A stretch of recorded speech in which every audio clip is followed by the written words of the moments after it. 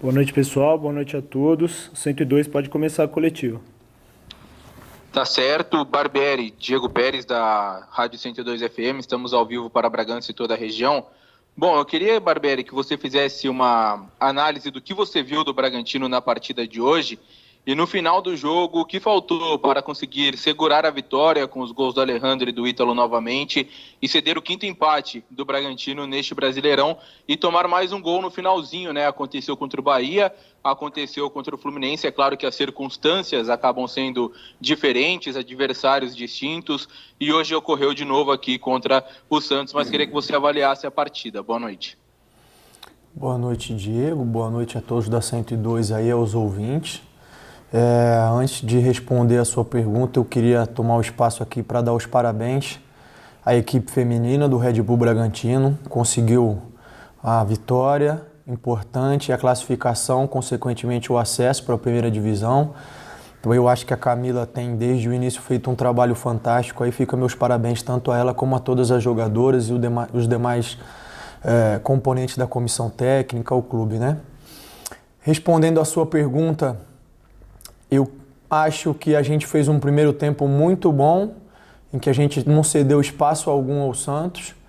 Eu acho que no segundo tempo a gente acabou sim cedendo um pouco mais de espaços, mas mesmo assim a gente estava principalmente nos contra-ataques e nas bolas em profundidade, criando situações de perigo, enfim. Tanto é que tivemos aí até o gol anulado do Alejandro, estava um pouquinho à frente. Mas acho que no final faltou um pouco de atenção. A gente tinha 3 jogadores na mesma bola, nenhum dos 3 conseguiu cabecear. O jogador do Santos cabeceou e aí bateu na trave, voltou no pé de outro jogador deles lá. Acho que é um lance um pouco de má sorte da nossa parte, um pouco de falta de concentração. Talvez a gente pudesse, faltando ali 1, 2 minutos, tentar subir um pouquinho mais, não recuar tanto o bloco, mas são coisas do futebol. Infelizmente faz parte. A gente lutou, buscou, se entregou, conseguiu buscar depois o segundo gol, mas são ajustes que a gente tem que fazer para a sequência. Maurício, Sérgio Loredo, Nova Norte FM, equipe Futebol Total, boa noite. Queria que você falasse, por gentileza, são 2 questões. Depois de um primeiro tempo tão bom, como você ressaltou, né, e o time tendo oportunidades até de fazer mais de um gol, o que aconteceu na sua visão? No início do segundo tempo, o Santos chegou até 81% de posse de bola, enquanto não teve as mexidas, e quando você mexeu, daí o time parece que se reorganizou de novo. Então eu queria que você tentasse explicar alguma coisa nesse sentido. E você foi conversar com o Luiz Flávio depois do jogo, e a imagem mostrava conversa, mas você argumentando. Não sei o que você falou e se você pode falar, mas eu perguntaria se tem alguma coisa a ver com 6 minutos de acréscimos, que eu gostaria de entender, mesmo com substituições. O VAR do gol anulado do Alejandro foi muito rápido, né? Nem a tal de linha mostrando aquelas coisas que fazem, nossa, foi rapidinho demais para ele já dizer que o gol estava impedido. Então eu queria saber se também essa questão dos 6 minutos, você entendeu que foi exagerado, se foi também um dos motivos da conversa ou não. Bom, boa noite, Sérgio. Em relação ao jogo, né, eu acho que no segundo tempo eles começaram a descer mais jogadores para fazer a saída e aí a gente começou a ter um pouquinho mais de dificuldade. Eles começaram a vir com mais volantes e mais meias, enfim, dar mais uma desorganizada. E aí a gente começou a não acertar mais um pouquinho a pressão e com isso eles começaram a sair um pouco mais para o jogo, ter um pouco mais de volume. O Everson, que já acabou tomando o cartão amarelo e depois acabou fazendo algumas faltas em seguida, e aí eles estavam jogando muito pelo lado do Marinho, que é natural. Então a gente precisava mexer ali, a ideia foi isso, de entrar o Edmar. O Alejandro já não estava mais conseguindo entregar o que a gente precisava em relação à pressão, e aí a entrada do Ítalo foi nesse sentido. E eu acho que a gente conseguiu equilibrar melhor, enfim, mesmo depois a gente fez o gol e depois a entrada do Fabrício no final foi porque o Raul pediu para sair. E aí eu pensei que com 3 zagueiros a gente ia conseguir bem cobrir a área, que eles iam apostar nos cruzamentos e nas bolas alçadas. E na verdade foi um erro de desatenção, volto a dizer, a gente tinha 3 homens na mesma bola ali, acabou passando, são coisas que a gente tem que corrigir sem dúvida nenhuma, né? Esses empates no final aí a gente precisa melhorar principalmente na questão de estar mais atento, de não ceder espaço ao adversário, de entender que o jogo só acaba efetivamente quando o árbitro sinaliza, né? E eu acho que a gente cometeu um erro ali e acabou dando a oportunidade do Santos empatar. Em relação à minha conversa com o Flávio, não teve nada a ver com os 6 minutos. Eu fui questionar ele do porquê que eu tinha tomado o cartão e disse que eu não entendia, porque mais de um jogador do Santos ofendeu o auxiliar na nossa frente, o banco ouviu, todo mundo ouviu, e aí ele diz que não ouviu. Aí eu acho que o problema já não é critério, o problema é um pouquinho mais grave. Mas eu fui questionar ele, não entendi, porque eu não o xinguei, não reclamei. Quando ele deu uma falta que eu achei que não houve o mesmo critério, porque ele deu o cartão pro Coelho, eu virei de costas, e aí ele veio, deu o cartão para mim, pro Diniz, fui perguntar para ele o que estava acontecendo, porque eu não entendi. Assim como eu não entendi, enfim, foi o mesmo árbitro que apitou nós e Palmeiras, deu um cartão por cera pro Cleiton no primeiro tempo, e aí agora o goleiro do Santos caiu para eles fazerem uma substituição, isso foi claro e nítido. E, enfim, ele não adotou o mesmo critério. Mas está tranquilo. Infelizmente, a gente tem que levar essas coisas adiante. Barbieri, Bruno Crespo, Rádio Alfa Mix. Quanto você acredita a equipe perdendo esses pontos em casa vai fazer falta lá na frente? A equipe vem brigando em cima da tabela e os pontos não vão fazer falta, né? E uma questão também é o Alejandro com o Ítalo, com o treinador, tendo esses 2 jogadores fazendo gol. É bom pro treinador, né? Um gol de cada centroavante, né, Barbieri? Boa noite. Vou começar pelo final, né? Sim, eu acho que é importante. Quem ganha somos todos nós, né? O grupo de jogadores, o clube. Fico feliz que eles estejam conseguindo entrar e sempre contribuir com gols.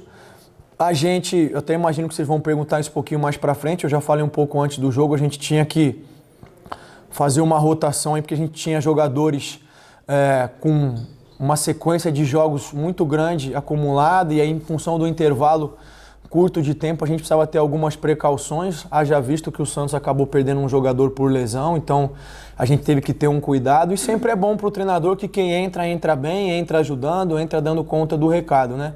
Em relação aos pontos, sem dúvida, eles em algum momento podem fazer falta. A gente tem que agora continuar tentando buscar os pontos fora que a gente não conseguiu fazer em casa, né? Sempre é complicado. A ideia, como volto a dizer, é sempre buscar a vitória, mas infelizmente a gente não conseguiu hoje aí e acabou cometendo um erro no final. Boa noite, Barbieri, Rodrigo Seixas, Correio de Atibaia. Eu queria falar exatamente sobre essa questão de poupar alguns jogadores, a questão da rotação do elenco. Você já está há bastante tempo, então para você acaba sendo um pouco mais fácil mudar o time e continuar tendo a questão de manter a identidade do time. O time continua jogando da mesma forma e consegue ser competitivo, tanto que vem nessas boas... Mas ainda assim, o time não consegue ganhar em casa com a mesma regularidade do que fora, e acaba sendo até nenhum ponto um pouco curioso, porque são jogos de várias características, contra adversários diferentes, e o time não consegue o mesmo desempenho em casa. Eu queria que você comentasse isso, sobre essa questão de conseguir manter a identidade, mudando o time com essa sequência longa de jogos e precisando poupar jogadores. Bom, em relação à identidade, eu acho que isso, sem dúvida, como você frisou bem, envolve o tempo de trabalho, né? A gente consegue, à medida que o tempo vai passando, ter mais sessões de treino e consegue sempre estar deixando todo mundo dentro das diferentes variações que a gente tem para jogar, dentro das diferentes formas que a gente tem, tanto para marcar como para defender, para jogar. Eu fico feliz que, volto a dizer, que a gente esteja conseguindo rodar mais vezes, esteja conseguindo recuperar alguns jogadores que ficaram fora por lesão e tudo mais, e que a gente ganha possibilidades de continuar competindo em alto nível num calendário complicado como é esse nosso que a gente tem, né? Em relação aos resultados em casa, eu realmente não tenho uma resposta definitiva, conclusiva para oferecer a vocês. Fico aqui até para ouvir, se vocês acham alguma coisa. Eu não vejo, volto a dizer, e vocês frisaram também, são jogos de características diferentes, e por alguma questão que a gente tem que trabalhar aí, no final a gente tem acabado cedendo alguns espaços aos adversários que a gente não pode ceder, né? Esse é um ponto importante para a gente acabar ajustando, sem dúvida nenhuma. Boa noite, Barbieri, Angelito da TV Bandeirantes de Campinas. Eu queria que você falasse um pouquinho da atuação do Coelho, não é? Renovação recente e algumas partidas que você optou que ele jogasse no segundo tempo e outros que ele começasse no primeiro tempo. Hoje a gente viu aí os dois tempos do Coelho, o Coelho partindo para cima, 2 oportunidades de gol. Coelho e Elinho, se você tiver que escolher nesse momento quem que começa jogando e pode ganhar aí uma titularidade nos 2 tempos. Eu sei que é até chato para o técnico falar isso, mas entre Coelho e Elinho. Olha, eu não vou te dar uma resposta conclusiva porque essa avaliação depende também daquilo que o adversário apresenta, né? E daquilo que eu busco como estratégia de jogo. Eu acho que tem situações em que o Coelho se sente mais confortável, existem outras situações em que o Elinho se sente mais confortável, enfim, que eles têm capacidades de ajudar de forma diferente, né? O Coelho tem prioritariamente entrado pelo lado esquerdo, mas já jogou também em alguns momentos do lado direito. O Elinho teve mais oportunidades do lado esquerdo, mas entrou bem contra o Atlético Paranaense. Aliás, entrou não, né? Quando eu mudei ele para o lado direito contra o Atlético Paranaense, ele foi muito bem, acabou ficando fora da última partida da Sul-Americana por suspensão. Hoje teve jogadas interessantes. Eu acho que ter os 2 jogadores num nível bom de atuação ajuda sem dúvida nenhuma, me dá uma dor de cabeça, claro, para fazer uma escolha. E aí para isso eu tenho que me debruçar, estudar bem o adversário e procurar fazer sempre a melhor escolha em função da nossa estratégia. Barbieri, boa noite, primeiramente. É o Pedro Rigoni do Mais Bragança. O Red Bull Bragantino tem agora ao lado do Palmeiras o melhor ataque da competição com 24 gols marcados, mas sofreu 15 gols em 12 partidas. Tem alguma movimentação, tem algum posicionamento que você e sua comissão técnica já analisaram e buscam aprimorar para encontrar um maior equilíbrio entre a defesa e o ataque? Tem algumas situações que a gente já tem trabalhado, que a gente tem procurado solucionar. É evidente que eu não vou expor elas aqui porque seria estar atuando contra mim mesmo, né? Mas tem algumas questões que a gente já tem trabalhado junto ao elenco. Eu tenho certeza que com o passar do tempo a gente vai, sem dúvida nenhuma, solucionar algumas questões.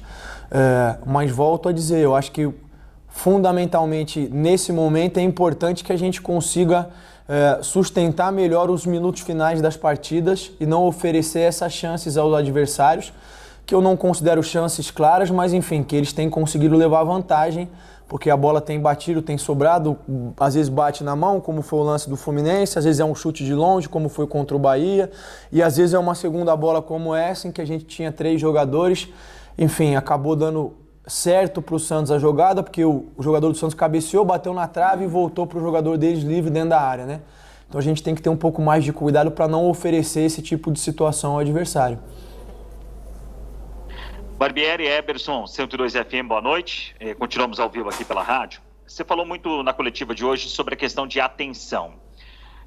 Quando o Diniz faz a alteração e tira o Pirani e coloca o Lucas Braga, ele já tinha o Felipe Jonathan pelo lado esquerdo, e o Lucas Braga fez uma paralela no setor de ataque. E ficou muito nítido que o Santos optaria principalmente pelo lado esquerdo para criar as suas principais oportunidades. E quando você fala de atenção, no lance do Felipe Jonathan, em 2 oportunidades, ele ameaça fazer o cruzamento e o Elinho vira de costas, no segundo ele dá o corte para dentro, faz o cruzamento, sai o primeiro gol e depois de novo ele teve a facilidade para fazer o cruzamento pelo lado esquerdo. Faltou encurtar um pouco mais o espaço e os jogadores que estavam no decorrer da partida assimilar essa movimentação do Santos, especificamente pelo lado esquerdo?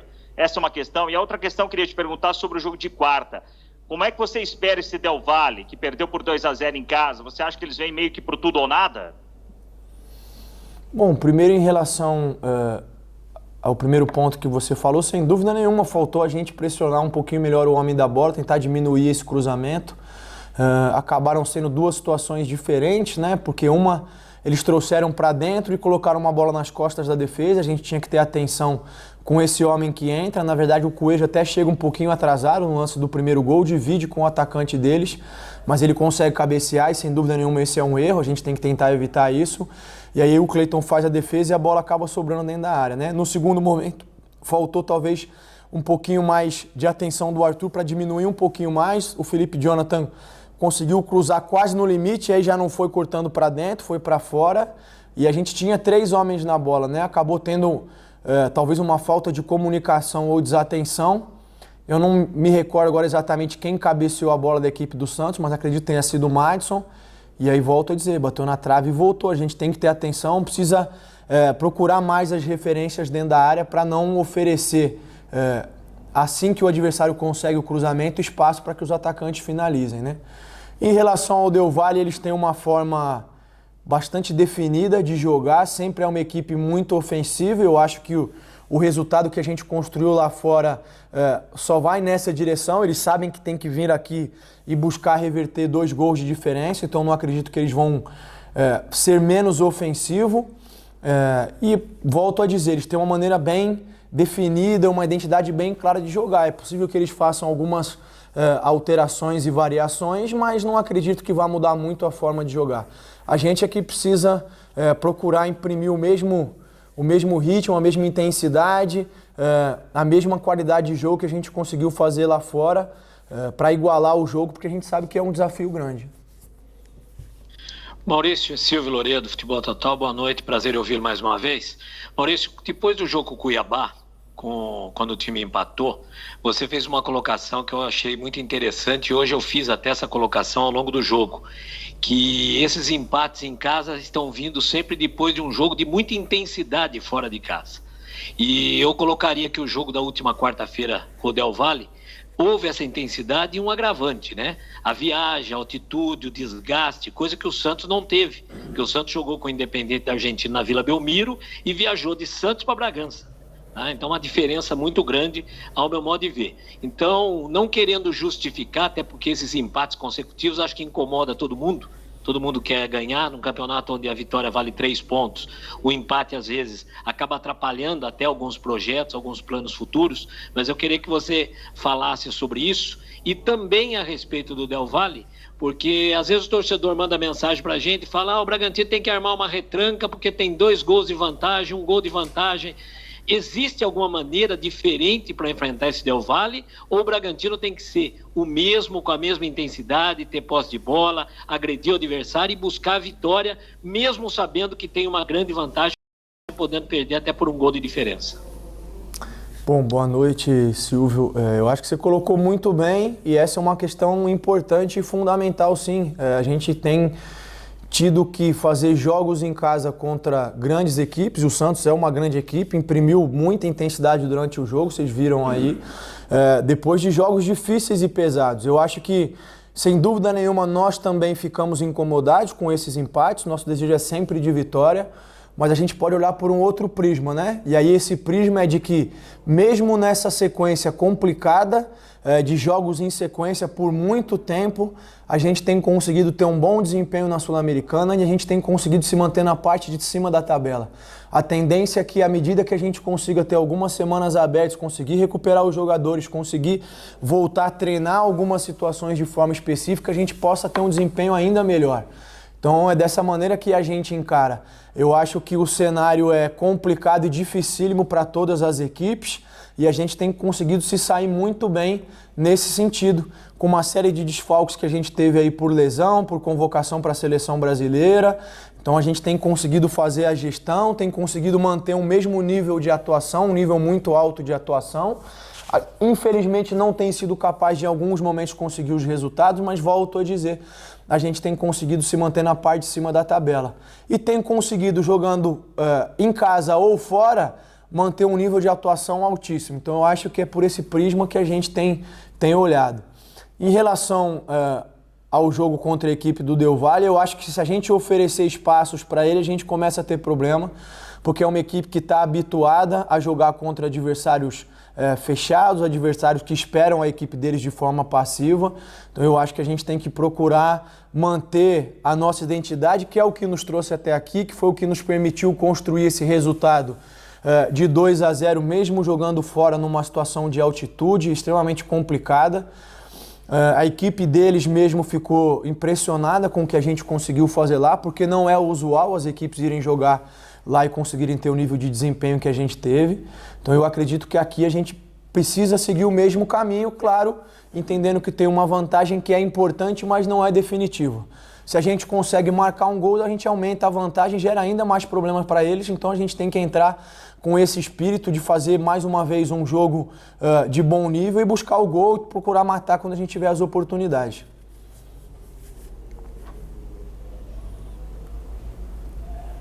Fala, Barbieri, beleza? Jorginho, Alfamix FM, boa noite a todos aí. Barbieri, é o seguinte, no primeiro tempo o Bragantino chacoalhou, amassou o Santos, a gente viu claramente.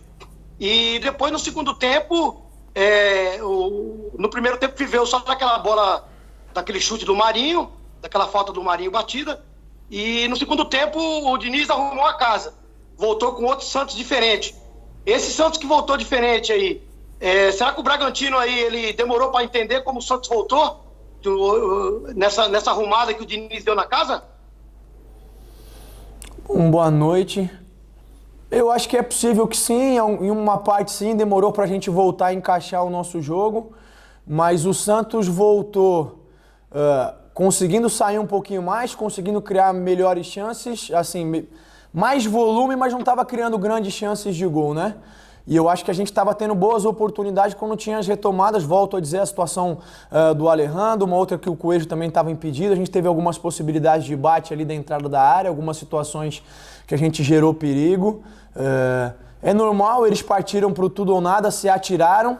E aí tanto é que a gente consegue fazer o segundo gol. Eu acho que faltou num jogo equilibrado e parelho como foi, considerando os dois tempos, faltou a gente ter um pouquinho mais de concentração e maturidade no final para segurar a vitória.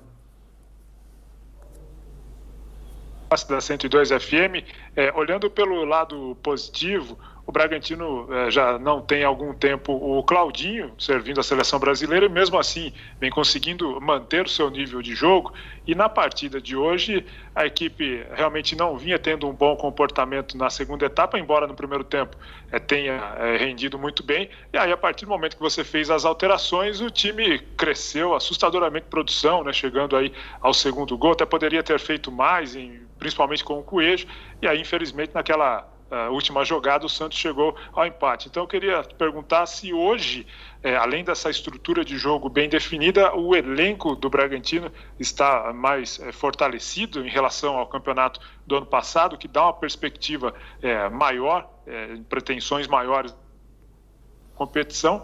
E em segundo lugar, em relação ao Fortaleza, queria que você fizesse uma análise do próximo adversário, que, a exemplo do Bragantino, é uma das sensações da competição. O que esperar do jogo no próximo domingo? Bom, primeiro, em relação à questão do elenco, sim, eu acho que à medida que a gente vai conseguindo fazer com que todos se desenvolvam ao longo do tempo, a gente já falou isso em outras oportunidades do trabalho que é feito dentro do clube de desenvolvimento dos jogadores, a questão da assimilação das estratégias, da parte tática, das diferentes variações, e os jogadores vão com o tempo amadurecendo, porque a gente não pode esquecer que é um elenco muito jovem na sua maioria, né? E esse tempo é importante para que eles se desenvolvam e amadureçam. A gente vai cada vez mais tendo opções, vamos dizer assim, mais seguras no sentido de que os jogadores tendem a oscilar um pouquinho menos, né? Eu acho que é importante lembrar, assim, hoje todo mundo consegue falar muito do Arthur, do Elinho, do Raul, enfim, mas poucas vezes as pessoas se lembram de que o Arthur não teve a experiência de jogar pelo Palmeiras, ele era preterido lá, o Elinho tampouco no São Paulo, o Raul do Vasco não era o Raul que é hoje, então eu acho que o trabalho tem feito com que eles tenham conseguido assimilar, se desenvolver e ajudar a equipe, sem dúvida nenhuma, nesse momento em que a gente consegue recuperar muitos jogadores que vinham de lesão e outras situações, a gente acaba tendo uma gama de opções que nos permitem, de repente, manter o nível até melhorar com as trocas, né? Em relação à equipe do Fortaleza, eu ainda não vou fazer nenhuma avaliação, tenho certeza de que é um adversário de altíssimo nível, mas a gente tem o jogo de quarta-feira aí pela frente, que é uma grande decisão para nós, de importância enorme. Então a gente está focado primeiro agora em recuperar os jogadores, fazer um grande jogo na quarta-feira e depois a gente pensa no Fortaleza, que sem dúvida nenhuma fora de casa é um grande desafio que a gente tem pela frente. Obrigado, Maurício. Obrigado, pessoal. Já passo a programação para vocês.